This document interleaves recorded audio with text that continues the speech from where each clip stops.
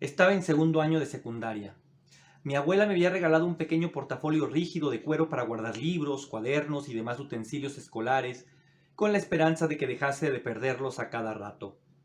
A mi casa llegaba regularmente una revista médica muy bien ilustrada, de cuyo interior se podía desprender la reproducción de una obra maestra del arte.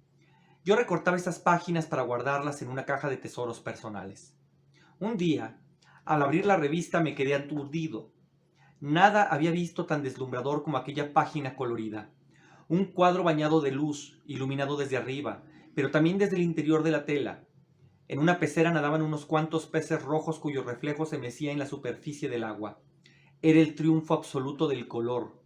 El cubo que contenía los peces formaba parte del eje vertical del cuadro y se apoyaba en una mesa redonda sostenida por un solo pie. Estaba, claro, en el centro. Todo el resto de la tela era una selva de hojas hermosas y de flores. Estaban en el primer plano, en el fondo, se les veía a través del cristal del recipiente, enardecidas, arracimadas, luminosas, perfectas. Si hubiese vivido en la Antártida, o en el corazón de Sonora o del Sahara, donde nadie nunca ve flores, ni peces, ni agua, podría comprender que aquella precipitación florida me hiciera enloquecer.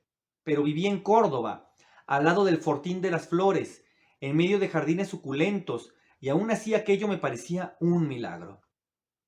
Fijé la página con pegamento en la parte interior dura de mi maletín. Algunos compañeros colocaban allí fotos de Lucha Reyes, de Toña la Negra, las grandes voces del momento, o de boxeadores, escenas de películas, perros, vírgenes y santos, modelos de aviones o automóviles flamantes. Otros, nada. Conviví con mis peces rojos y su entorno fascinante durante 3 años. Fue mi primer amuleto, una señal, una promesa. Vi después reproducciones de obras de su autor, pero no esa. En el Museo de Arte Moderno de Nueva York me detuve con asombro ante formidables óleos suyos.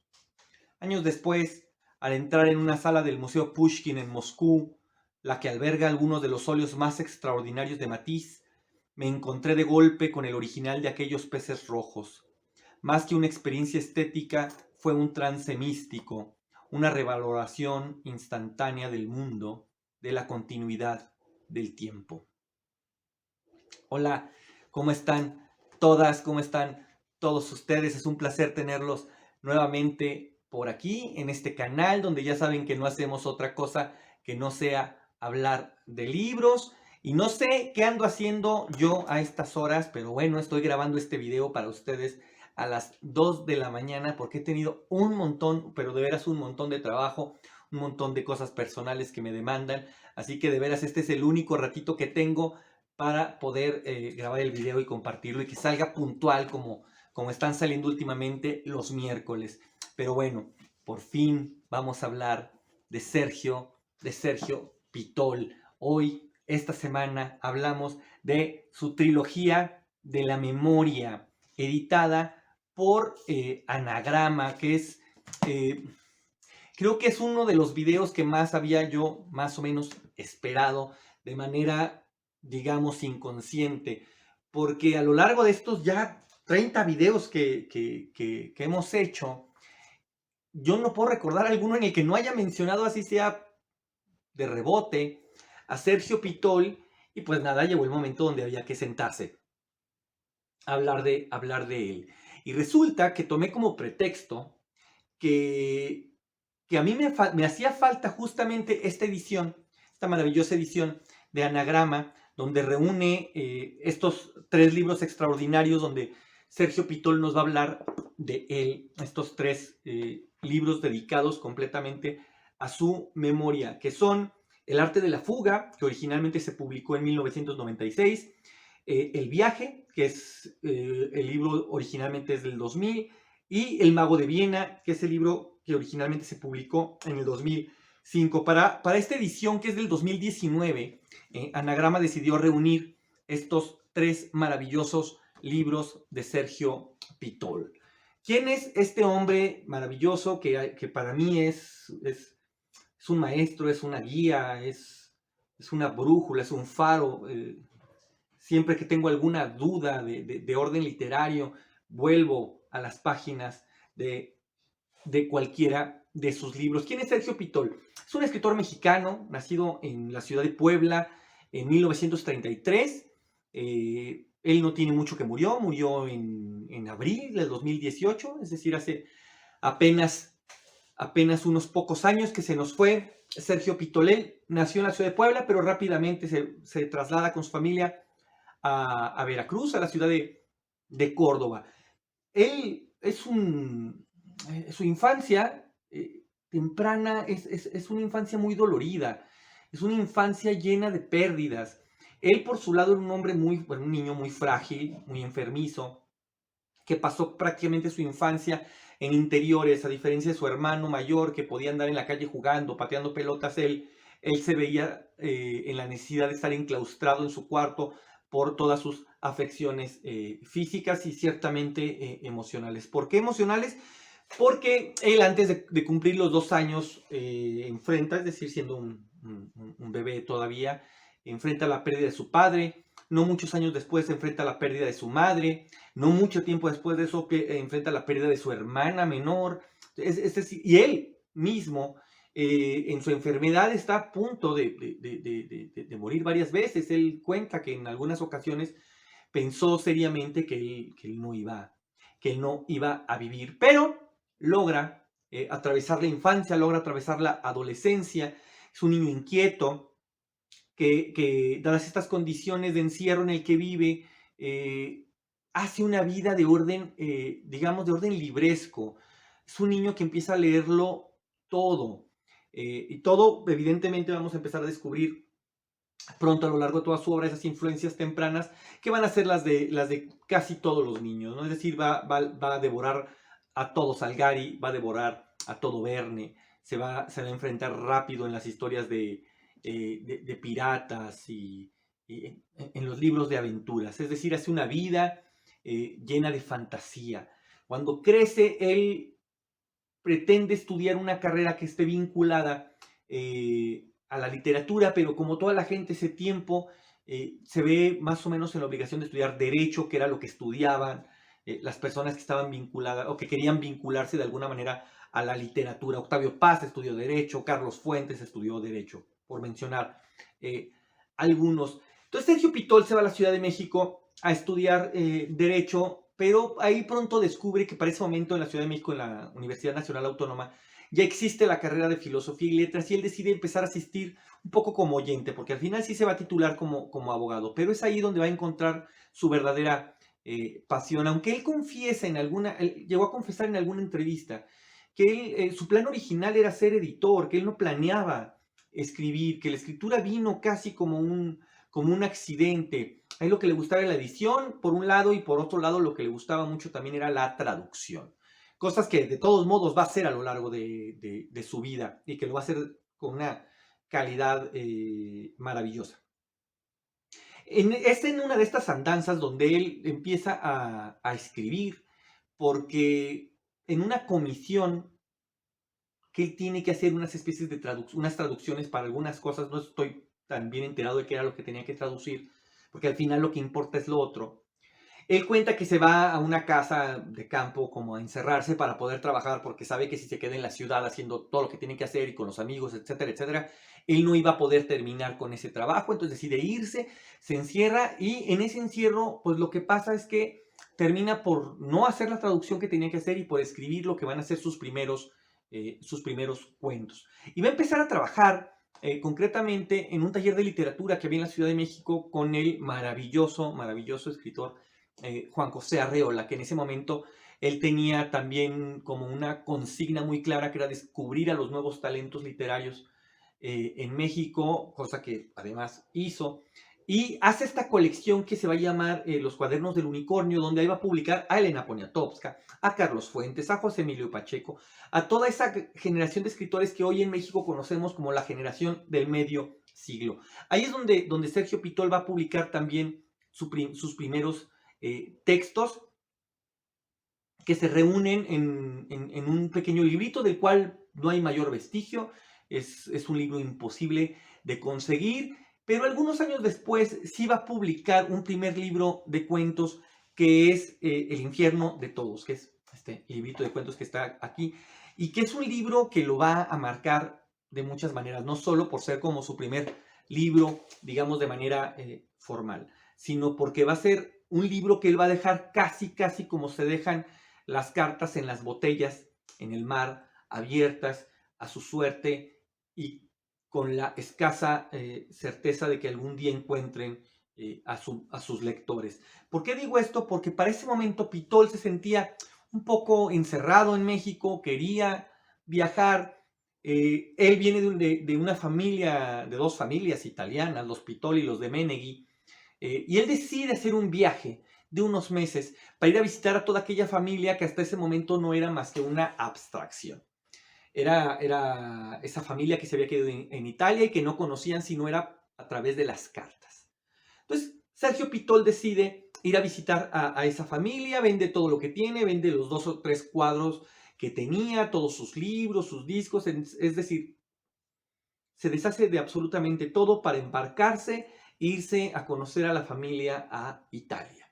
Se va y ese viaje que pretendía ser un viaje de apenas unos meses, se vuelve el viaje de una vida. Es decir, Pitol no va a regresar a México más que en alguna ocasión muy puntual para algún trámite legal. No va a regresar a México sino 28 años después. En ese periplo, él va a hacer un poco de todo. Llega a Italia como estaba planeado, decide empezar a viajar, ya no solo en la provincia en la que estaba su familia, sino decide recorrer el país.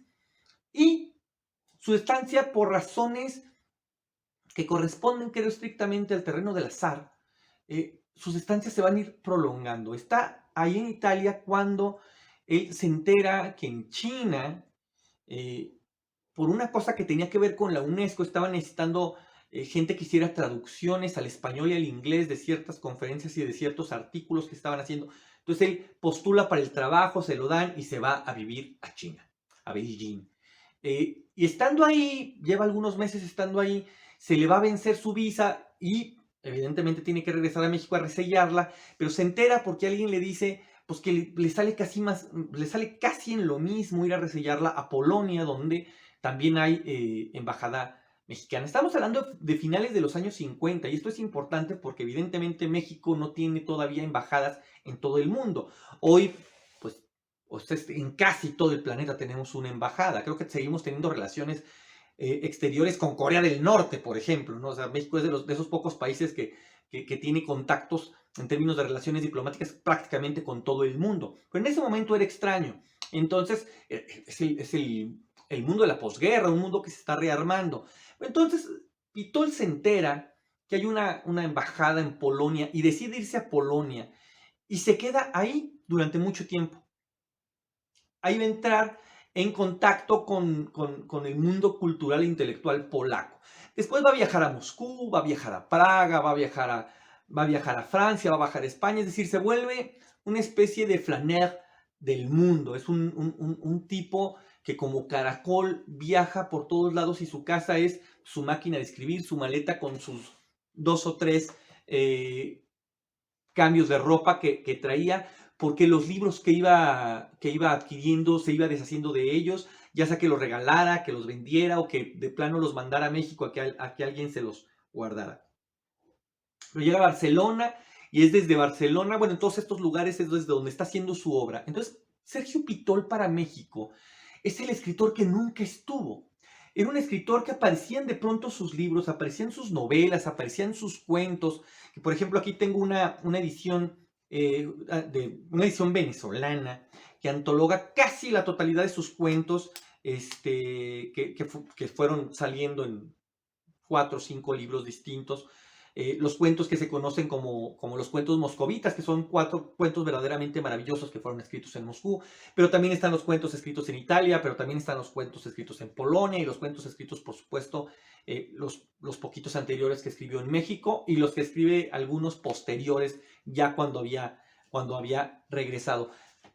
Pero en ese camino también empieza a ser, toda su narrativa se empieza a construir y se empieza a ver este escritor inteligente, sesudo, erudito, con influencias muy, muy, muy, muy claras del mundo inglés y del mundo ruso, es decir, es un amante de Gogol, es un amante de Chekhov, pero también es un amante de Henry James, es un amante de Conrad, pero también es un amante de Alfonso Reyes, es un amante de Jorge Luis Borges. Es decir, es un hombre que ama por encima de todas las cosas esa literatura monumental y se va a empezar a ver retratada en sus primeras novelas, más en sus novelas que en sus cuentos, una literatura inteligente, potente, pero en un inicio ciertamente difícil. Eran libros que no se podía acceder a ellos en una primera lectura. Eran libros que requerían lectores más entusiastas y más tesonudos, más tercos a la hora de descifrar. Eran lectores acostumbrados a la relectura, digamos. Y así es cuando aparece, por ejemplo, libros como El tañido de la flauta, que es una de sus primeras novelas, que es una maravillosa obra de arte, una obra de arte que ciertamente demanda más lectores de los que tiene. Y lo digo porque es justo después de que escribe El tañido de la flauta, cuando en esos golpes azarosos, él viviendo en Barcelona, trabajando con Jorge Ralde, dirigiendo la colección de los heterodoxos para Anagrama. Él es el que funda esa colección y es donde va a ser un gran trabajo como editor, pero también va a ser un gran trabajo para muchas otras editoriales como Tusquets, la misma Anagrama, con las traducciones que él está haciendo. Yo no sé de dónde este hombre sacaba tiempo para sentarse a escribir. Y es entonces, para 1984 más o menos, cuando escribe El desfile del amor, novela que básicamente lo consagra en España, donde gana el segundo premio del premio novela Herralde. Llega en México, pero insisto, llega a México ya con un gran renombre y otra vez aparecía por todos lados libros de Sergio Pitol, pero quien no aparecía era Sergio Pitol. No va a ser sino hasta finales de los 80, cuando Pitol va a regresar a México y a partir de ahí va a construir su obra en la tranquilidad de la costa. Él regresa a su Veracruz, ya no regresa a la Ciudad de México, llega a vivir a la ciudad de Jalapa, que es donde finalmente se va a quedar hasta su muerte, y es donde va a construir el resto de su obra, donde aparecen después del desfile de Nabor novelas como Domar a la divina garza o como La vida conyugal, que es mi novela favorita de este tríptico que él lo llama el tríptico del carnaval. Son novelas festivas, son novelas ácidas, son novelas bastante potentes. El caso del desfile del amor es una novela que aborda, el personaje principal es un historiador que quiere develar un pedazo de la historia de México que tiene que ver directamente con su familia. La historia va a estar ocurriendo, si no recuerdo mal, en el 42, y entonces tiene que ver con unos refugiados nazis que están en México, que es en el momento en el que México le acaba de declarar la guerra al Eje, y este personaje historiador quiere, personajes de más adelante por supuesto, pero él quiere volver a esos años de los 40, cuando su familia era muy joven, cuando las tías eran muy jóvenes, porque quiere descubrir qué pasó con un homicidio. Es decir, es una novela donde se donde se funde, mejor dicho, el género policíaco con el género histórico, cosas que después va a hacer de manera verdaderamente espectacular Humberto Eco, por ejemplo, también en sus grandes novelas maravillosas, hacer novelas policíacas que tengan que ver con un corte histórico. Después, cuando hace Domar a la divina garza, es una novela que es un desparpajo absoluto, porque es una novela que ocurre toda en una tarde de lluvia, donde en un momento dado llegan, ya saben, estos vendedores de puerta en puerta, llegan a tocar a la casa a vender cualquier cosa.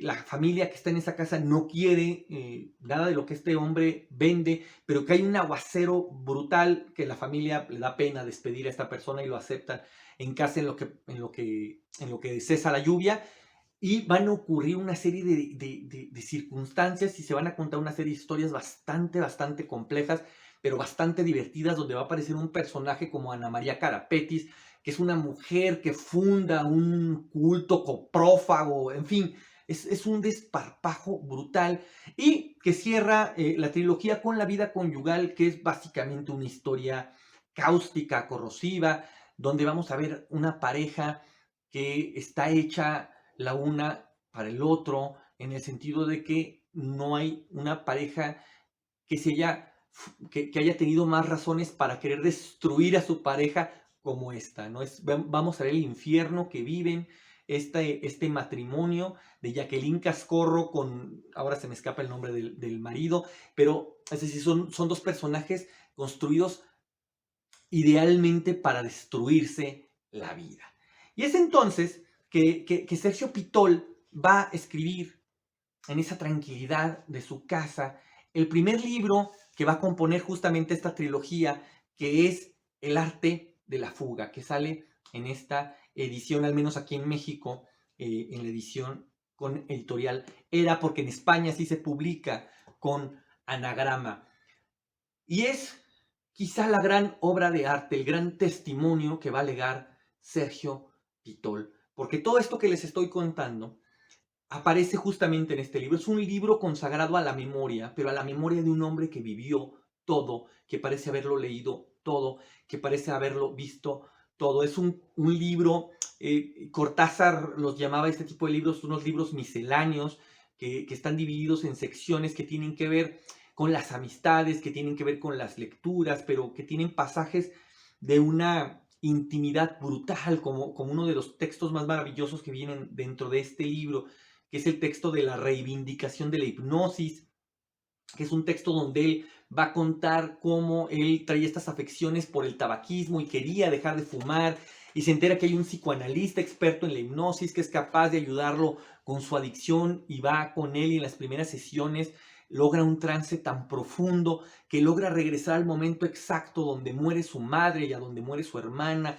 Y entonces él va a contar cómo la muerte de la madre es bastante impactante. Él era muy pequeño y la madre muere ahogada en un río y él lo presencia todo, pero lo tenía bloqueado en su memoria hasta ese momento, y abre un caudal de emociones que va a desatarse y que va a desbordarse a través de todo el libro, no de manera sentimental, perdón la redundancia, sino de manera claramente intelectual. Es decir, Sergio Pitol, a partir de este evento, va a entender que tiene que poner en orden sus recuerdos, y empieza justamente con este libro donde nos va a deslumbrar todo lo que hizo cuando fue agregado cultural en Praga, cuando fue embajador en China, cuando fue embajador en Polonia, cuando fue agregado cultural en Moscú, cuando fue traductor y editor para Anagrama, para Tusquets, para toda la obra maravillosa de obras que tradujo de 10 idiomas distintos.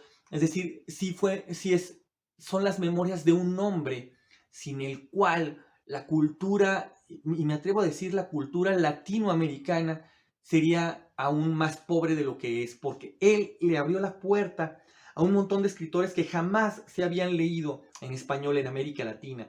Escritores como Vítor Gombrowicz, por ejemplo, o Andrzejewski, unas literaturas tan deslumbrantes, porque lo mismo traducía a estos polacos que traducía a Tabucci, o que traducía a Jane Austen, o que traducía a Henry James, o al mismo Joseph Conrad. En fin, un hombre de una inteligencia que verdaderamente deslumbra, y de una sensibilidad y de un amor por la palabra y de una dedicación al lenguaje, de verdad como con pocos escritores van a encontrar. En medio del arte de la fuga y del viaje del 2000, escribe un libro que se llama Pasión por la trama, que yo no he leído porque es también verdaderamente inconseguible. Tengo entendido que salió en una editorial pequeña y bueno, hay algo pasó que el libro un poco se pierde. Entonces hace el viaje, que es un libro que yo no tengo físicamente, bueno, ahora lo tengo incluido en este volumen que nos reúne ahora, pero que originalmente yo leí cuando todavía era estudiante en la universidad y que estaba en la biblioteca de la universidad, y yo fue ahí donde lo leí.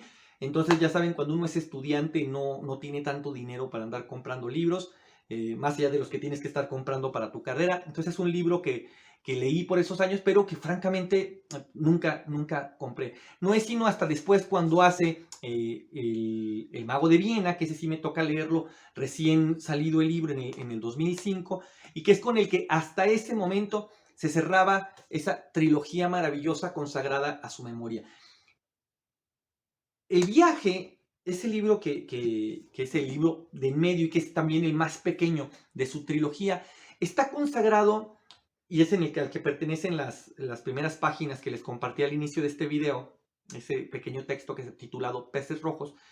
Ese libro está dedicado estrictamente a un solo viaje, en el momento que Sergio Pitol está como agregado cultural en Praga, y lo invitan en su calidad de escritor y de traductor a una serie de eventos literarios a Moscú, y ese viaje va a estar lleno de accidentes, pero va a estar lleno de promesas también por cumplir, porque por ejemplo, aprovecha ese viaje para visitar por fin la casa de su amado Chekhov, el lugar donde trabajaba Gogol, por ejemplo, ¿no?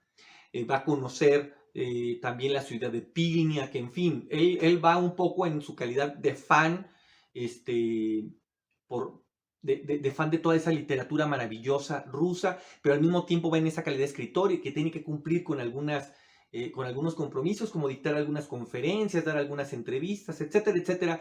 Entonces ese libro del viaje está consagrado estrictamente a esas breves semanas que va a durar su estancia en Moscú. Mientras que El Mago de Viena, que es un libro verdaderamente maravilloso y deslumbrante en otro sentido, porque El Mago de Viena es un libro que me dice a mí que si Sergio Pitol fuera joven hoy, sería el mejor booktuber de la historia, porque es un libro lleno de sus anotaciones personales sobre todo lo que leyó. Retoma algunos temas de sus obras, de cómo se fue construyendo su obra, retoma temas puntuales que dejó perdidas en su momento o que no abordó en, en el arte de la fuga y que creía importante puntualizar. Quizá porque el arte de la fuga, que es un libro de alcances más amplios y por tanto en algunos temas se queda en el tono general, en el Mago de Viena sí alcanza a puntualizar, entonces rescata eso, momentos muy particulares o muy necesarios de cómo fue construyendo toda su obra literaria, pero también, insisto, de cómo fue construyendo todo su universo como lector, sin dejar de lado todas las anotaciones que lo fueron llevando mientras, que él fue llevando, perdón, mientras iba haciendo todas sus traducciones. De eso va El Mago de Viena, de eso va más o menos la obra de Sergio Pitol y de eso va este libro maravilloso consagrado a su memoria, que así lo titula, Anagrama, la trilogía de la memoria, que es una trilogía un poco tramposa porque tiempo después, no mucho, pero tiempo después, para el 2010, él decide sacar con la editorial Almadía, con la maravillosa editorial Almadía, este libro que se llama Una autobiografía soterrada, que es acaso una extensión de el Mago de Viena. Es un libro que va a cumplir unas pocas anotaciones extras, es un libro escrito casi en su totalidad en La Habana. En ese momento Pitol ya empezaba a padecer algunas enfermedades, entonces decide irse a una clínica a La Habana a tratarse algunas de sus afecciones y en esa estancia escribe esta breve extensión a esa trilogía. Entonces es curioso porque esta trilogía consagrada a la memoria es más bien una trilogía de 4 libros con que es la autobiografía soterrada, publicada por Almadía y que también es una delicia porque aquí en este libro, ya quedando poco por contar, se dedica incluso a contarnos algunos planes que le quedan por hacer, algunos libros que planea publicar. Sabemos un poco su estado de salud, pero también sabemos de algunos, nos metemos un poco en su cabeza, en su inconsciente, porque empieza a hablar de algunos sueños, tiene textos donde empieza a interpretar esos sueños, esos signos. Insisto, amante de Borges, él en cada tigre ve a todos los tigres, ¿no? Entonces se encuentra un profundo simbolismo. Eso también lo adquiere, por supuesto, de su devoción por Joseph Conrad. Si ustedes no lo conocen, yo recomiendo que le entren por este otro pequeño libro que también publicó Anagrama, que es Ícaro, y que es una pequeña antología, reúne algunos pocos cuentos, pero también reúne algunos pocos ensayos, porque fue un tremendo ensayista también. Por ejemplo, aquí tengo este libro que se llama La Casa de la Tribu, que es un libro dividido en 3 partes, donde la primera parte la va a dedicar a hacer ensayos sobre Gogol, sobre Pilniak, sobre Chekhov, es decir, sobre la escuela rusa. La segunda parte va a ser textos sobre como Flann O'Brien o Henry James. Van a ser ensayos de literatura de lengua inglesa, y la tercera parte va a revisar a Schnitzler y va a revisar a Kuzniewicz, es decir, se va a meter con las lenguas alemanas y con las lenguas polacas. Entonces, aquí en Ícaro reúnen algunos cuentos, algunos ensayos y algunos textos extraídos justamente de esos libros que son los consagrados a la memoria. Y les decía que a Pitol le debemos tanto que quizá ni siquiera lo sepamos y que no seamos conscientes de la trascendencia de Sergio Pitol en nuestra cultura hispanoamericana. No muchos años antes de que finalmente muriera Sergio Pitol, la Universidad Veracruzana y Conaculta decidieron reunir y rescatar como parte de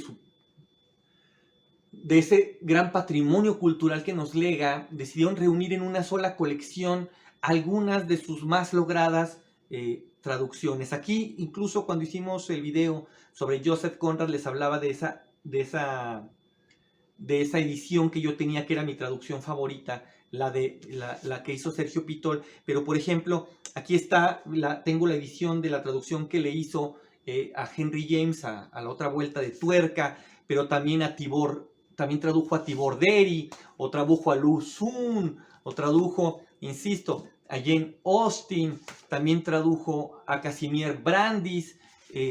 Aquí está El corazón de las tinieblas de Joseph Conrad, pero también tradujo a Pilniak y tradujo también a Chekhov, a su amado Chekhov. ¿Cómo lo iba a poder dejar fuera? Aquí está uno de Ronald Fairbank, también tradujo a Robert Graves y también tradujo, bueno, este es otro de Henry James, y los últimos que tengo aquí son el de Jerzy Andrzejewski y el de Witold Gombrowicz. Es decir, la cultura que tenemos en México en gran parte está sostenida por el gran trabajo que hizo como editor, por el gran trabajo que hizo como traductor y por supuesto por el tremendo legado que nos deja como escritor. Hasta aquí llego. Esto, ya más que hablar de la trilogía de la memoria, se volvió una especie de homenaje y recorrido por toda la obra de Sergio Pitol, pero yo creo que esto es mi canon. Sergio Pitol está entre los escritores que más me han influido a mí en mi carrera, no solo como editor, en los lugares en que he estado trabajando, haciendo esas funciones, y por supuesto también en mi carrera como escritor. En mi último libro publicado tengo unos textos con unos homenajes muy velados, muy secretos, con unos guiños que ciertamente solo puedo reconocer yo, pero que sé que ahí están, porque Sergio Pitol me ha dado a mí mucho más de lo que yo jamás podré agradecerle. Nada, hasta aquí llegamos. Ha sido largo este viaje, pero si ustedes llegaron hasta aquí, de verdad, mil gracias. Y si les gustó este video, un like ayuda un montón. Si lo comparten, ya saben, siguen contribuyendo con que este canal llegue a mucha más gente y que el diálogo sea más plural. Cuéntenme en la cajita de comentarios si a ustedes les gusta Sergio Pitol, si no lo conocen, si lo conocen, cuál es su obra favorita. Y nada, si no están suscritos, si son nuevos por aquí, ya saben, a darle con todo al botón de la campanita. Mi nombre es Jonathan Frías y nos vemos la siguiente semana con un nuevo libro. Dense.